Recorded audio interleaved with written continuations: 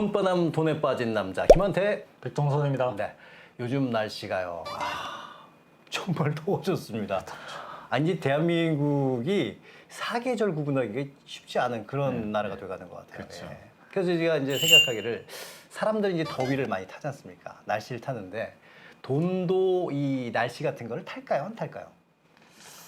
돈이 아마 날씨를 타겠죠. 왜? 왜냐하면 왜요? 돈 그 더위에 따라서 추위에 따라서 이 돈 버는 업종이 다르니까 아이스크림 가게는 여름에 돈을 벌겠죠.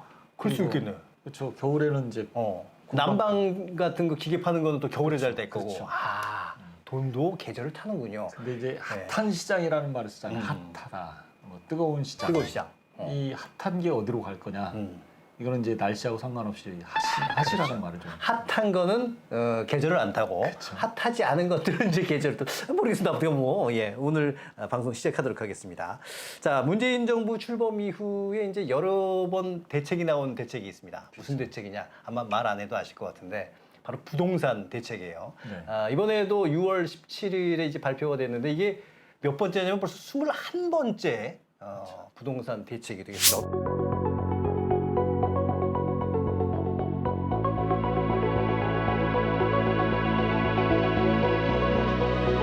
어떻게 보면은 좀 규제라고 봐야 될 것 같은데 이 시장에서는 지난 대책 못지않은 그런 고강도 대책이 포함됐다고 그래서 그동안에 이제 조금 맨날 규제야 했는데 이번에도 조금 규제가 계속 포함이 돼 있네요. 그 문재인 정부의 부동산 정책은 크게 그 규제는 대출에 대한 문제와 네. 세금에 대한 문제, 그다음에 공급에 대한 문제는 신도시, 그다음에 도시 재생이라는 이 공급 정책과 규제 정책을 같이 쓰고 있는데요. 네. 하도 이제 그 반복적으로 뭐 규제 지역이라는 걸 확대하고 조정 지역을 확대하다 보니까 지금까지 계속 느끼는 느낌은 문재인 정부에서는 부동산을 규제하는 그런 게 많구나라는 걸 느껴서 그렇죠. 규제 중심으로 느끼게 돼 있습니다. 네. 그리고 최근에 20번째 2019년 12월 달에 있었던 부동산 정책과 이번 6.17 부동산 정책이 둘 다 고강도의 대출 규제와 규제 지역 또는 그 뭐 투기 지역 이런 것에 대한 확대 지정이라서 점점 규제가 심해지는 거 아닌가라는 생각을 하게 하는 정책의 내용이라고 볼 수 있겠습니다. 그렇습니다. 그렇다면 이제 문재인 정부의 부동산 정책 내용을 한번 쭉 살펴보면 제일 먼저 나왔던 게 제 기억으로는 2017년 6월로 기억이 되는데 말이죠. 그렇죠. 그 정책부터 쭉 내용들이 동일하게 규제와 세금, 대출 뭐 이런 것들을 막는 그런 내용이라고 보시면 그렇습니다. 되겠습니다. 자, 그렇다면 부동산 정책이 다양하게 그동안에 발표돼 있었는데 이번 21번째 6.17 부동산 대책은 도대체 어떤 내용들을 포함하고 있는지 한번 살펴볼까요? 우선 이제 정부의 발표 내용을 짚어보면 핵심은 대출과 세제 인상 등을 통해서 집값을 폭등한 걸 막겠다 네. 이런 얘기입니다. 이제 최근 들어서 부동산 상승 탄력이 너무 높아졌었는데 그렇죠. 이 주시장으로 갔던 돈에서 주시장에 돈 번 돈이 갑자기 5월달 들어서 이제 부동산 시장으로 들어오면서 이게 좀 문제가 되는 거 아닌가 싶을 생각이 들어서 부동산 이 분위기를 좀 쇄신시키고 갭 투자로 그 돈을 버는 사람들의 비중이 굉장히 높아졌는데 이 부분을 정부가 대출 쪽을 재고 규제 지역을 확대하는 내용 네. 이런 내용으로 뭐 할 수 있겠다라고 하는 내용인데요. 최근까지는 수도권 지역의 부동산 그 시장이 좀 안정됐었는데 지난 5월 말부터 다시 분위기가 달라졌습니다. 그렇습니다. 특히 충북, 청주, 그리고 세종, 대전 이런 쪽으로 충청도 지역의 집값이 막 올랐단 말이에요. 이게 뭐가 이상하다라는 생각이 드는데 갑자기 이제 서울까지 상승 탄력이 올려붙어서 특히 금천구 같은 경우는 한 주 동안 0.5%의 상승이 있었다. 네. 급등하기 시작하니까 아무래도 조치가 필요하게 된 네. 거죠. 정부는 20번 넘게 고강도 이제 규제를 했는데도 값이 안 잡히니까 여기에 갭 투자가 문제구나라는 생각을 하게 됐고 또 하나는 법인 거래가 좀 투기 세력으로 자꾸 변질되고 있구나라는 걸 보게 돼서 이걸 틀어막는데 좀 주안점을 뒀다고 보시면 되겠고요. 네. 그러다 보니까 이제 무주택자들이 똘똘한 한 채 구입하는 것을 염두에 두고 생각했던 분들에게는 이 구상이 좀 힘들어졌죠. 원천봉쇄된 것이 네. 아닌가라는 생각이 들죠. 그렇습니다. 자, 대충 뭐 이런 정도의 얘기인데 그럼 구체적으로 좀 들어가서 우선 이제 과열지구의 투기 유입 차단하겠다는 내용인데 그동안에도 물론 투기 과열지구가 있고 그다음에 조정 대상 지역이 있었는데 여기에 숫자들이 더 늘어났습니다. 그렇죠. 이번에 핵심은 조정 대상 지역하고 투기 과열 지역을 네. 비롯한 이제 규제 지역을 대폭 늘렸다는 거예요. 그러니까 최근 그 주택 가격이 급등세를 보인 경기, 인천, 대전, 청주에 대해서 조정 지역과 투기 과열 지구로 추가 지정하고 경기, 인천, 대전, 청주 중에 일부 지역을 제외한 전 지역을 조정 대상 지역으로 늘렸다는 거예요. 그렇죠. 이게 조정 대상 지역이 69곳이 지정이 됐고요. 네. 투기 과열 지구로 48곳이 지정이 됐습니다. 그리고 강남 같은 경우는 강남의 잠실의 마이스라고 해서 그 영동대로 복합 개발 사업지 인근의 토지 거래 허가 지역 구성 그 구역이 지정됐는데 이것들이 이제 사업 부지와 영향권 일대 허가 지역을 지정하면서 토지를 살 때 지방자치단체의 허가를 받아야 돼요. 허가를 받지 않게 되면 이게 불법이 되는 거죠. 그렇죠. 네. 거래를 하려면 허가를 받아야 되는데 2년간 매매나 임대가 금지되니까 6월 23일부터는 이 지역에 집을 사면 사자마자 본인이 들어가 살아야 돼요. 그럼 뭐 이제 전세 낀 집은 사실상 살 수 없는 거나 마찬가지네요. 그렇죠. 네. 한 가지 더 이제 규제 지역 내에서 주택 거래를 할 때는 자금 조달 계획서라는 걸 반드시 제출해야 된다. 그렇습니다. 예. 이게 이제 좀 상당히 복잡해진 거죠. 그리고 또 요즘에 이제 재건축 기다리고 계신 분들 많이 계실 텐데 재건축 규제 내용을 좀 살펴보니까 이 재건축 조합원 입주 신청 자격을 취득하기 위해서는 2년 의무적으로 거주해야 된다. 이런 얘기가 또 있네요. 정부 입장에선 재건축 그 투자 수요도 줄이고 갭투자를 막기 위한 일석이조의 규제라고 네. 볼 수 있는 게 바로 재건축 규제인데 임대사업자로 본인이 신고를 하고 이런 걸 민간 임대주택 사업자로 등록을 하게 되면 최대 8년간은 임대를 해야만 해요. 그리고 단기는 4년간. 그러면 정부가 등록된 임대주택 사업자에 대해서 의무 임대 기간을 정해놨기 때문에 네.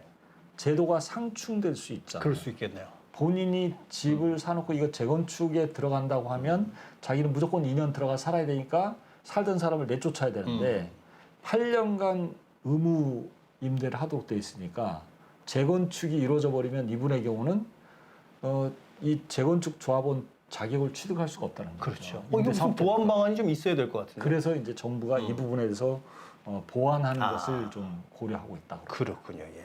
그리고 또 이번 6.17 부동산 대책을 보면은 특이하게 이제 법인에 대한 규제 내용이 들어있는데 뭐 그동안에 이제 법인을 통한 부동산 투자가 있긴 있었는데 이제는 이제 확실히 정부에서도 그게 문제가 된다는 것을 알아차린 것 같아요. 그렇죠. 이제 법인을 이용해서 부동산 투자를 하면 네. 임주택 적용이라든지에 대한 내용이 달라서 세금을 상당히 줄일 수가 있었어요. 네. 이들을 투기 세력으로 보고 네. 이에 대한 규제를 강화한 거지요. 그러니까 주택담보대출을 금지해버렸어요. 이분들은. 그러니까 이분들은 대출을 받아서 집을 살 수는 없는 상태인 거죠. 또 주택 처분을 하게 되면 주택 처분에 대한 법인세를 인상을 해버렸어요. 종부세를 계산할 때 적용하던 그 6억 원 공제한도, 예를 들면 10억짜리 샀다 그러면 6억 원 종부세 대상에서 빼고 네. 나머지 4억에 대해서만 종부세를 부과했는데 이게 6억 원 공제한도를 폐지시켜버리면서 주택 공시가격의 전체에 대해서 종부세를 부과하는데 세율도 종부세율 최고 세율을 부담시켜요. 그러면 이제 종부세 최고 세율은 3에서 4%. 그러면 10억이다. 그러면 10억에 그 1년에 종부세를 3천만 원, 4천만 원 세금 내야 되니까 이분들이 그 상당히 반발이 심각하다고 보여집니다. 아무튼 이제는 뭐 법인으로 이제 부동산 투자하는 건 좀 어렵다고 봐야 될 것 같고 그리고 또 이제 갭 투자 관련돼서 얘기를 하자면은 왜 대부분이 집을 살 때 보면은 전세 끼고 사는 경우가 굉장히 많이 있잖아요. 근데 정부가 전세 대출을 규제하면은 이 서민들 입장에서는 아유 이 전세를 구하는 게 이제는 더 어렵게 되지 않겠느냐 이런 걱정들 하실 것 같거든요. 그렇습니다. 이제 무주택자가 규제 지역, 투기 지역, 투기 과열 지역, 모조종 대상 지역에 주택담보 대출을 받아서 집을 네. 살 경우는 6개월 내에 입주를 해야 됩니다. 그렇지 않으면 주택담보 대출을 받은 것을 반납해야 되는데 3년간 추가로 대출을 받을 수가 없어요. 3억이 넘는 집을 샀을 때는 기존의 전세자금 대출을 상환해야 돼요. 오, 이게 참 굉장히 무서운 얘기입니다. 그러네요. 그러니까 전세자금 대출을 받아서 내가 살고 있던 집이 있고 집을 하나 샀다, 살 능력이 되면 대출금 빨리 상환하라는 거죠. 그러면 전세자금 포함해서 이 집을 살 돈까지 다 있어야 된다는 거예요. 그러니까요. 그러니까 이게 만만치 않은 거죠. 이게 그러니까 정말 제대로 계획을 잘 세우고 꼼꼼히 세워야만 이게 가능하겠는데요. 그렇죠. 지금 전세 살면서 또 월세 살면서 잠깐 시차를 두고 집 하나 사두고 뭐 이사를 가려고 했던 실수요자들의 경우는 뭐 이게 이런 길이 와에 막혀버려요. 그런 분들이 굉장히 많잖아요. 수요가. 그렇죠. 예.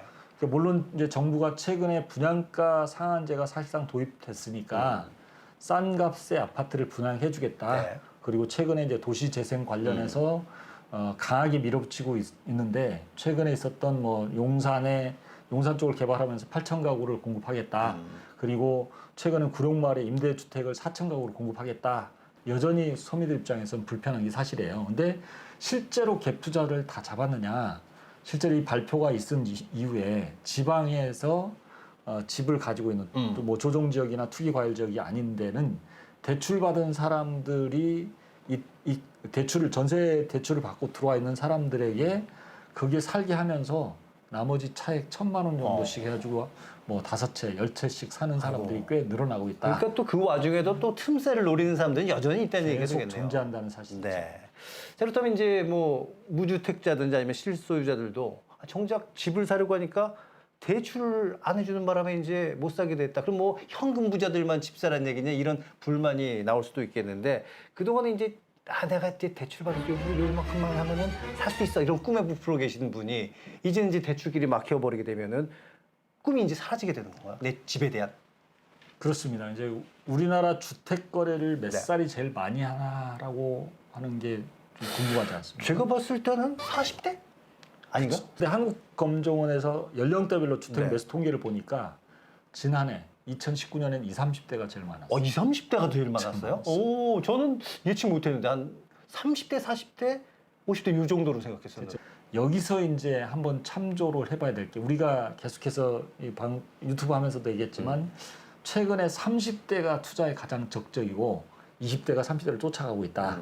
이 밀레니얼 세대의 디지털 세대는 이걸 계산하고 쫓아간다는 거예요. 아, 그냥 무작정 그 뉴스만 보고 쫓아가는 게 아니고. 그렇죠. 신혼부부 대책이라든지 청년주택에 대한 대책이 맞는지를 얘네들이 다 계산해보고 그거 하는 것보다 차라리 내가 집을 사는 게 낫다. 이런 결론이 나오기도 한다는 거죠. 그래서 여기서 빠진 부분이 뭐냐면 맞벌이 부부예요. 이 맞벌이 부부 두 분 소득 합쳐서 6천만 원, 7천만 원 넘어가는 분들. 이제 제가 상담을 최근에 왕왕 해보면 대부분 이런 분들이에요. 둘이 맞벌이를 하는데 6천만 원, 7천만 원, 뭐 1억 정도 되니까 이 맞벌이 부부의 그 주택 공급 대상에서 다 빠져요. 그렇군요. 그럼 이 계층들은 지금 상실감을 주게 되는 그런. 근데 사실 상황이 이런 층들이 굉장히 주택에 대한 소유 욕구가 높은 층이잖아요. 그렇죠. 이 지역 이렇게 맞벌이를 한다는 이유는 빨리 집을 마련하고 싶고 예. 빨리 우리 아이를 안전하게 키우고 싶다는 생각이 많은데 신혼부부 특별 공급에서 제외되죠. 그렇죠. 그다음에 이분들은 분양가 상한제를 해주겠다고 해도 가점제에 걸려서 60점도 안 되지요. 이러면 이제 무주택으로 몇 년을 살아야 할지를 모르는 그러네요. 상황이 되니까 뭐 이 계층에 대한 반가운 소식이 없다는 게 좀 이게 좀 이번 규제의 단점이라고 할 수 있겠어요. 그동안에 이제 21번 동안의 부동산 대책이 나왔는데 이 부동산 대책이 나온다는 게 결국 부동산 안정화 시키겠다는 얘기잖아요. 근데 네. 그동안에 이제 안정화가 되지 않았기 때문에 계속해서 대책이 나오는 건데 어떨까요? 이 정부 의도대로 시간이 좀 더 지나고 나면은 부동산 시장이 좀 안정이 될 수가 있을까요? 이번 대책에 부작용이 나타날 가능성이 네. 있다는 거예요. 일단 재건축 아파트나 비규제지의 주택 가격은 하락세로 돌아설 것이 분명하고요.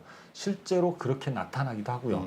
법인들이 가진 부동산 매물이 등장할 수밖에 없는 상황이고요.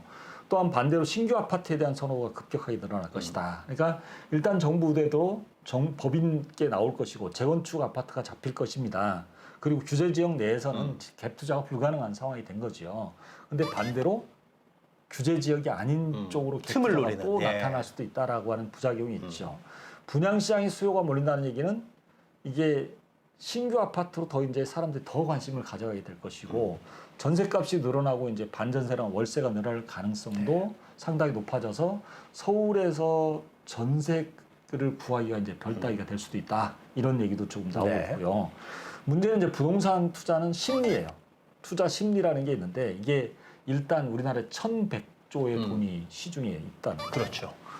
이건 이제 일단 주시장에서 수익률은 좋았고 뭐 5월 말 고비로 해서 서울 같은 경우는 가격이 상승하다 보니까 특히 6억, 9억 이런 식으로 세분화 시켰지 않습니까? 네.